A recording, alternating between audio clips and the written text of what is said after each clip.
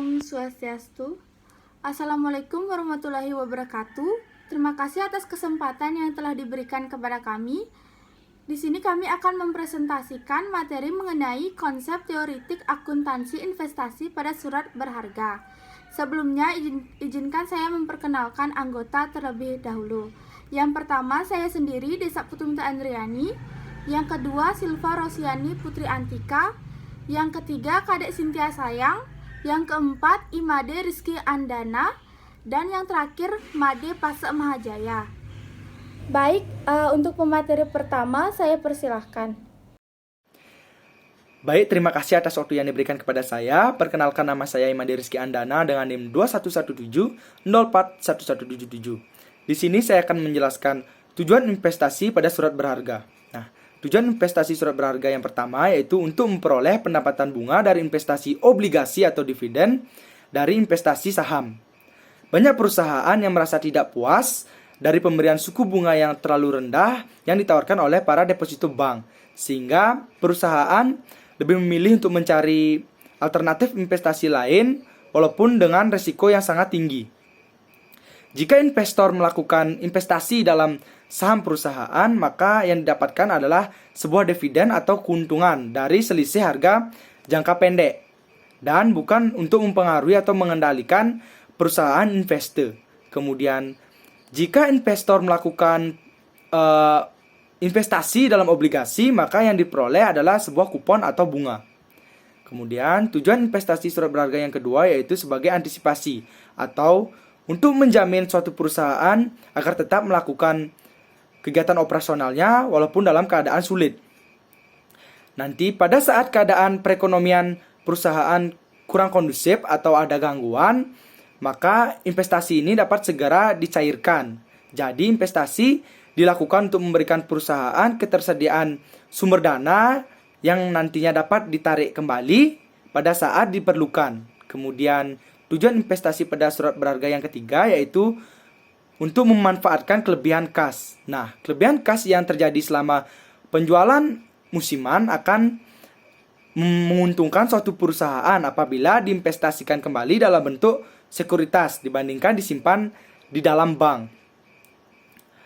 Nanti, begitu saat penjualan musiman tiba kembali, investasi ini dapat dicairkan dan dananya dapat dipakai untuk membeli persediaan barang dagangan. Kemudian, tujuan investasi surat berharga yang keempat yaitu untuk menjamin tersedianya bahan mentah.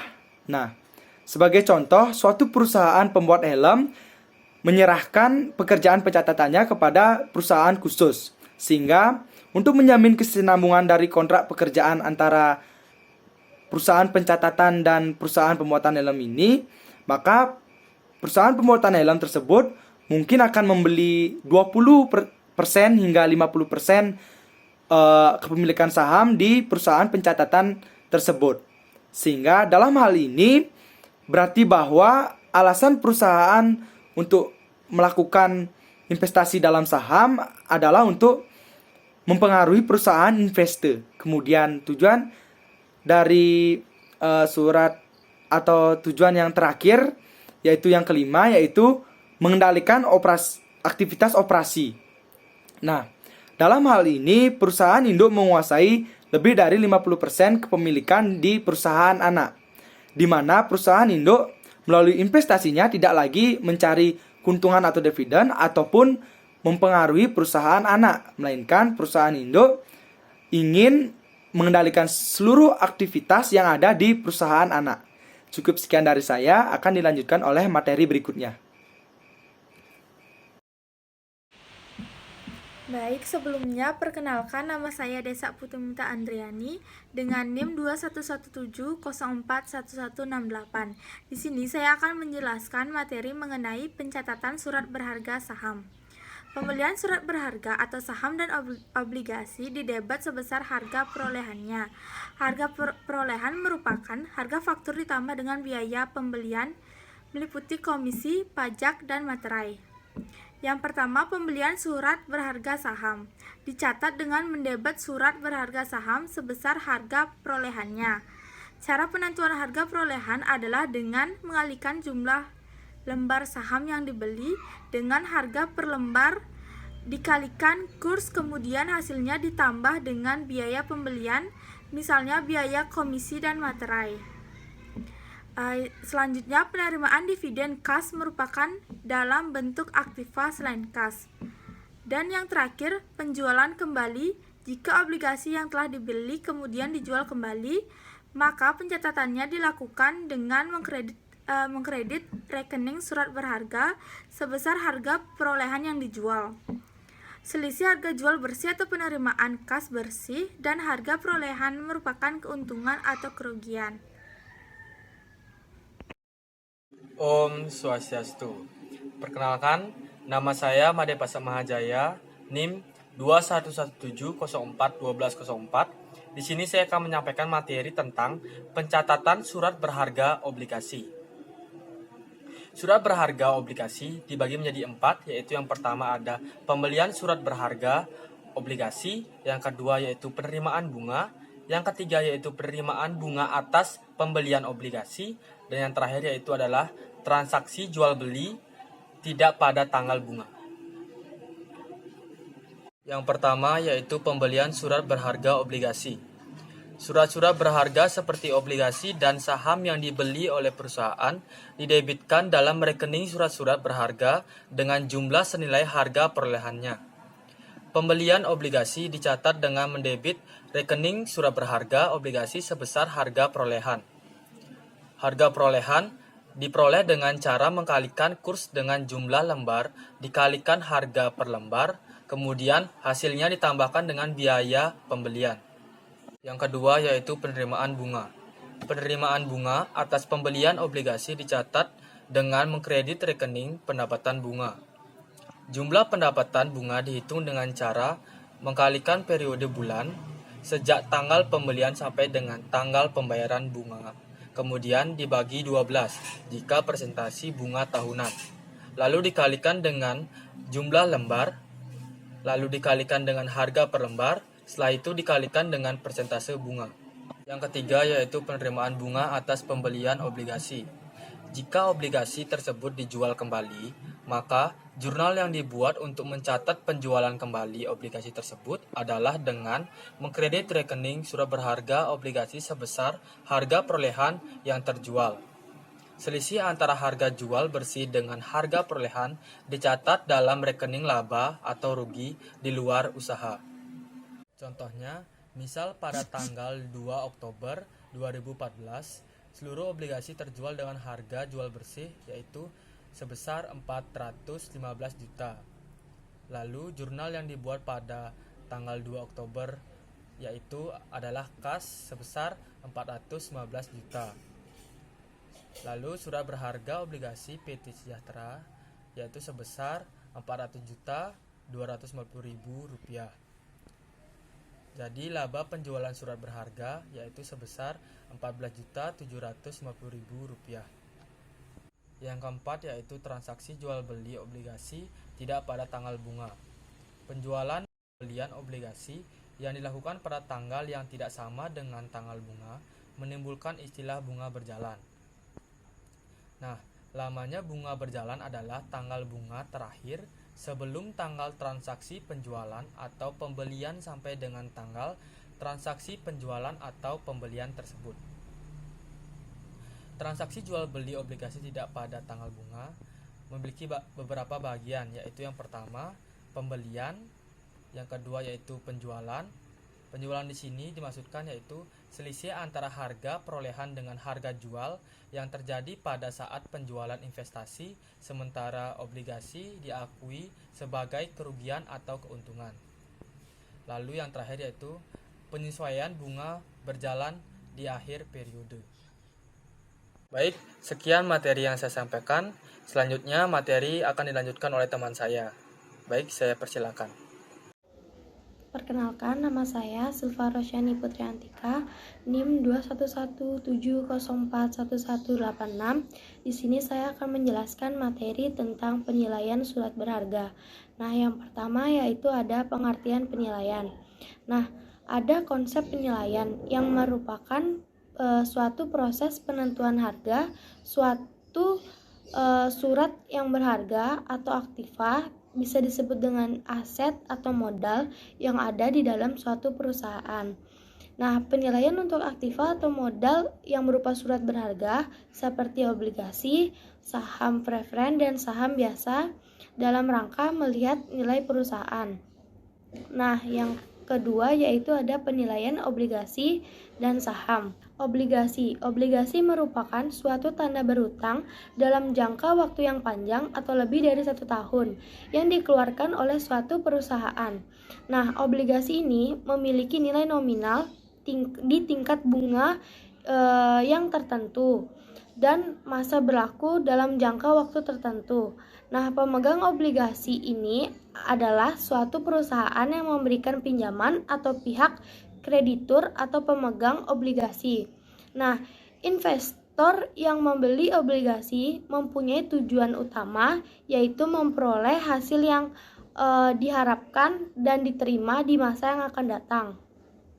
Saham preferen yang merupakan suatu penyertaan kepemilikan suatu saham yang mempunyai preferensi atau keistimewaan tertentu dibandingkan saham biasa. Nah, keistimewaan saham ini yaitu dividennya tiap per tahunnya tetap dan dibayar lebih dahulu dibandingkan dividen atau saham biasa.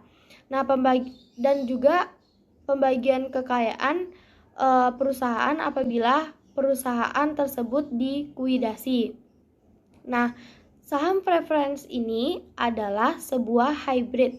Nah, yang dimaksud yaitu saham yang serupa dengan obligasi dalam beberapa hal dengan saham biasa dalam hal lainnya. Nah, saham preferen ini membayarkan dividen yang tetap dan reguler kepada pemiliknya dan pembayarannya berlangsung selamanya. Dan ada saham biasa. Saham biasa ini merupakan surat bukti penyertaan atas suatu perusahaan yang mengeluarkan eitment atau biasa memberikan dividen kepada pemegang jika perusahaan mendapatkan laba. Sebelumnya, terima kasih atas kesempatannya. Saya akan menjelaskan bagian E, yaitu penyajian surat berharga. Di dalam neraca, surat berharga disajikan sebagai aktiva lancar jika menggunakan metode Comwell atau cost or market price whichever is lower, atau metode harga terendah antara harga pasar dengan harga pokok. Umumnya persediaan dinilai dan dilaporkan di neraca sebesar harga pokoknya atau cost. Bila pada akhir periode terjadi kecenderungan harga turun, maka dapat saja persediaan di akhir dinilai dengan harga terendah antara harga pasar atau harga pokoknya. Di mana harga pasar ini adalah harga untuk menggantikan barang yang bersangkutan pada tanggap persediaan yang ada. Kemudian surat berharga disajikan sebesar harga perolehannya dikurangi dengan cadangan penurunan nilai surat berharga. Dari contoh yang saya dapatkan yaitu contoh investasi PT Wega AH yang menggunakan Comwell secara keseluruhan. Surat berharga disajikan dengan nilai Rp 150 juta dikurangi cadangan penurunan nilai surat berharga Rp 5 juta sehingga nilai bersihnya sebanyak 145 juta. Menurut PSAK nomor 13, investasi yang diklarifikasikan sebagai aktiva lancar harus dicatat dalam neraca pada nilai terendah antara biaya dan nilai pasarnya. Selanjutnya, saya akan menjelaskan bagian F, yaitu penjualan kembali. Penjualan kembali surat berharga yang sudah dicadangkan penurunan nilainya jika surat berharga yang sudah dicadangkan penurunan nilainya kemudian dijual. Maka cadangan penurunan nilai surat berharga ini akan dihapuskan. Berikut saya lampirkan contoh dari sumber yang saya dapatkan beserta penjelasan yang dapat saya mengerti.